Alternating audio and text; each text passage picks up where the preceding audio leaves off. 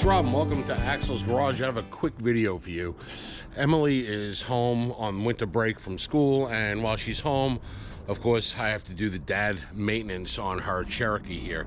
So, did the oil, lubed the front end, topped off all her fluids, and rotate the tires. And a lot of you have been asking about power stop brakes. Now, we used power stop brakes on a ton of our vehicles, the GMT 800 vehicles, Suburbans, Stevens Avalanche, things like that, and we've never used them on one of the Jeeps. So we got the Jeep. This was a problem with rust in the suspension, wheel bearings, U-joints, everything was rusted up. So we went with the coated brakes, and in the rear they have drums.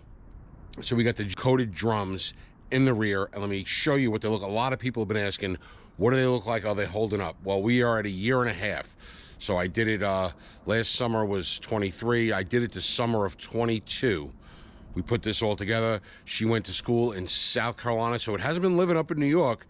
It's been living predominantly in South Carolina. She's only up in New York maybe 2 months out of the year, back for a couple weeks, and this is what they look like after 1.5 years of mostly South Carolina living.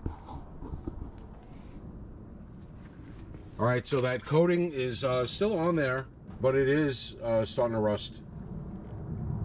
I guess it's not rusting as bad as I don't know. You be the judge. And looking at the driver's side, it even looks a little worse. So I don't know how that coating. Really don't know. And it hasn't been up here in New York, and it's still rusting up. I don't know if just getting a regular set of drums like I used to do, washing them down with some brake clean, and then giving them a wipe with thinner, and then giving it a good coat of a decent paint, whether I use Eastwood's Rust Encapsulator or Chassis Black, I think lasts longer than that did. I don't know. You be the judge.